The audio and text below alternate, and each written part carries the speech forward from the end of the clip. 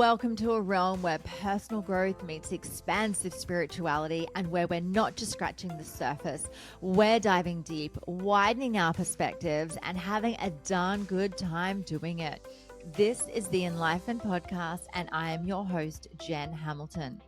You'll enjoy an infusion of motivation, empowerment, and inspiration that will resonate in every aspect of your life. Expect captivating stories, heartfelt musings, and my own personal experiences.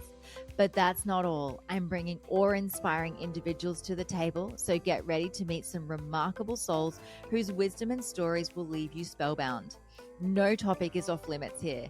Brace yourself for raw authenticity, unfiltered vulnerability, and yes, the occasional splash of explicit language. We're delving into the realms of the esoteric, mystical, and the woo-woo, unafraid to explore the extraordinary. So if you are ready to venture beyond the surface, to explore the depths of your soul, and to awaken the magic of life, if your heart says yes, then hit that play button and let the Enlightenment Podcast guide you on this remarkable expedition.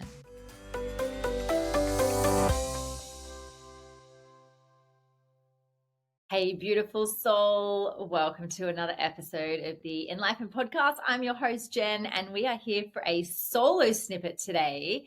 And it's really funny because this one's just completely off the cuff. I was thinking to myself before I hit record, what is it that I want to share that's on my soul today? And this is the whole point of solo snippets, is to be able to just share what's on my heart.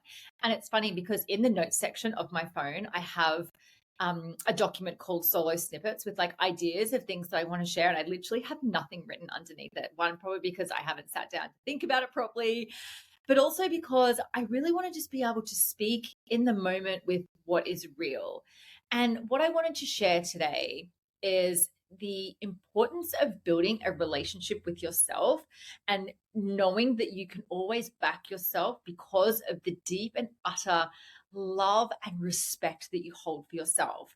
Now, I wasn't always the way I am now. I wasn't always full of self-love. I wasn't always, in a space of nourishing myself.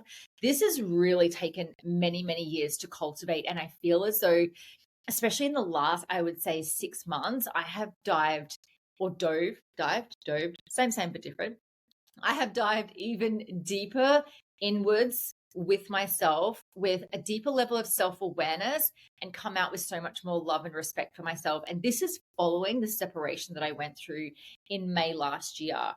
And I feel as though the separation that I went through was a catalyst for me to basically meet a new version of myself again, a version of myself that I kind of hadn't known for the 3 years that I was in this past relationship. But not to mention, like, in those 3 years, the amount of work that I did on myself, the amount of like plant medicine that I sat with, the amount of meditations that I did and breathwork ceremonies, like all of the work that I do on myself that cultivates this, complete liberated conscious version of myself that I am, whilst also being still human and learning a lot along the way. I feel as though I've reconnected with myself in a way that I didn't even know was possible, I guess, because when I was in this relationship, there was a lot of energy giving into the partnership that I was in. And that's very normal. And I'm finding, since I have stepped out of being in a relationship and just being on my own, and I've got myself to worry about, and I've got my 2 beautiful children to worry about, I've had so much more time and space and energy through being on my own to just get to know myself again. And I can hand on my heart say that I freaking love myself. I love my life. I respect myself. And every single one of my decisions that I make, every conscious decision that I make, comes from a place of wanting to thrive and wanting to do the best for myself and wanting to evolve into all that I came here to be. And the way that I have discovered this love for myself is noticing that just because I do the work, or just because I'm a coach, or just whatever bullshit story that I tell myself, just because I'm in this space does not ever mean that I am exempt from going through any sort of a shitstorm or any sort of heartbreak or any sort of like what the fuckness. It's just given me tools to be able to support myself through those times. And I've noticed in the last 6 months just how incredible that journey essentially back inwards has been. And I guess that's why also, like, I've dabbled in dating very mildly here and there. I've dipped my toe in a couple of times. I've been on the apps, I've been off the apps, I've been on the apps again. I've met people and I've kind of, retracted back, and I've created some really big boundaries around what it is that I do want and what it is that I don't want. And I'm really, really mindful of who I let into my space and who has access to me and my energy. And because I am so particular about who comes into my field and where my energy is going, I'm really mindful that a lot of my energy that I have to give gets given back to myself. And through that, there's been so much more self awareness and self discovery and self nourishment and ultimately self love. And so I invite you to check in with yourself. Now, it doesn't matter whether you're single, whether you're partnered, whether you're poly and, spreading your seeds everywhere. It doesn't matter, your relationship status. It's about where is your energy going, whether it's to work or a business or to children or to hobbies or to things and places and people that, might not actually be filling your cup back up again. Are you ensuring that you're refilling your own cup and having that time to connect with yourself, to either sit down and do a meditation or journaling? You've probably heard me bang on about this before. Journaling is one of my favorite things to do. I always find that I can't write quick enough when I'm journaling. And because of this, my mind is moving at a pace where I know what I want to say and put down on the paper, but it's like it's already moved through me before the pen can write the words on the paper.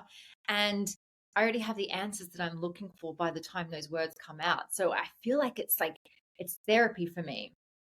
Plus I've got some really beautiful friends in my corner, both male and female that I can talk to. I have such a beautiful relationship with my family, especially my parents, that I can talk to about things and just, invite in others to see things from a different perspective. But there is nothing quite like going inwards and being with yourself and discovering who you are. And I know firsthand how hard this can be if you don't have a beautiful relationship with yourself, if you haven't experienced love for yourself, if you've abandoned yourself, or if there's, trauma that you've experienced that you don't want to look at, or if you're so used to doing things that aren't in alignment with your highest good.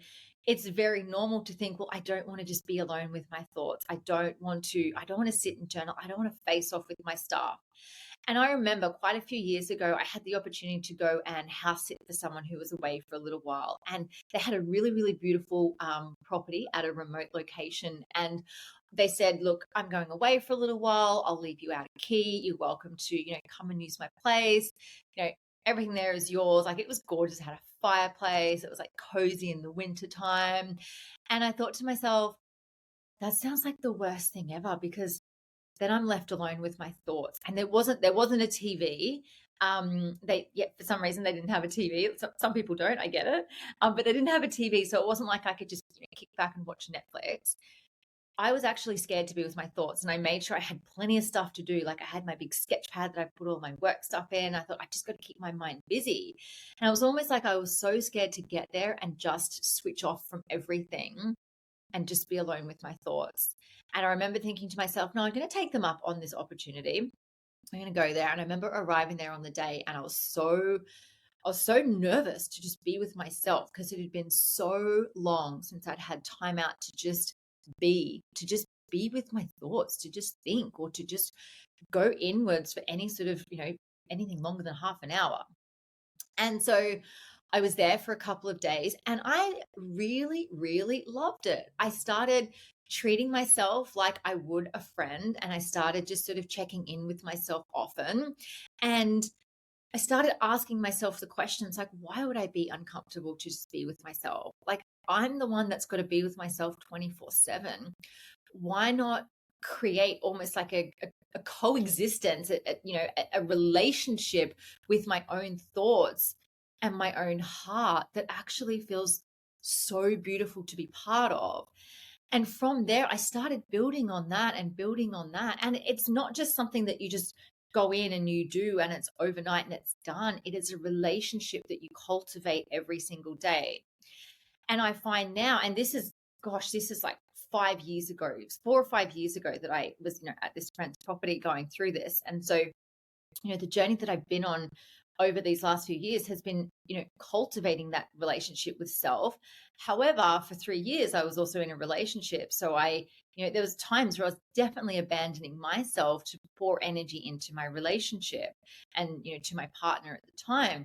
And now, since that relationship ended and calling all of those pieces back and getting to be with myself, it's like it's just opened up this whole new, really magical experience that I get to be so in touch with myself. And this might sound a little bit crazy, but I love the conversations that I get to have with myself, not only myself, but, also I talk to my spirit team a lot. Like, I have a really amazing spirit team around me. And when I ask questions, I can hear them back. And it's not hearing with my human ears, it's hearing with my spiritual ears, my internal ears, my intuitive ears. And so I get to hear from them, or I might ask, certain questions or for guidance. And then I just, I wait for an answer to come through. And I find that I love being in my own company. I love being able to have time away, when my kids are at school or at their dad's place and it's just me on my own. I thrive in that. And not for a moment would I call myself an introvert, that I don't like being around people, because I'm such a social butterfly. I have a lot of friends. I have a big, network around me, and I love going out and being social and meeting new people. But I love coming home and just checking in with myself. And, for me, sometimes that's just having my cacao in the morning, sitting down with my journal, or even just sitting there. I don't even have to write. I can sit outside on the patio, or I can sit in bed, or, sit out the front of my house and just enjoy being with myself and listening to what's going on inside. And I promise you, this is the most peaceful I have ever felt, because I am not at war with myself. And because I know myself so deeply, I know what it is that I do want. I know what it is that I don't want. I know more and more every day who I am and what it is that I want to cultivate in this life. And what that's doing for me is opening up my eyes even further to what is possible in this world. What's possible for me to bring forward through my work, as a friend, as a mother.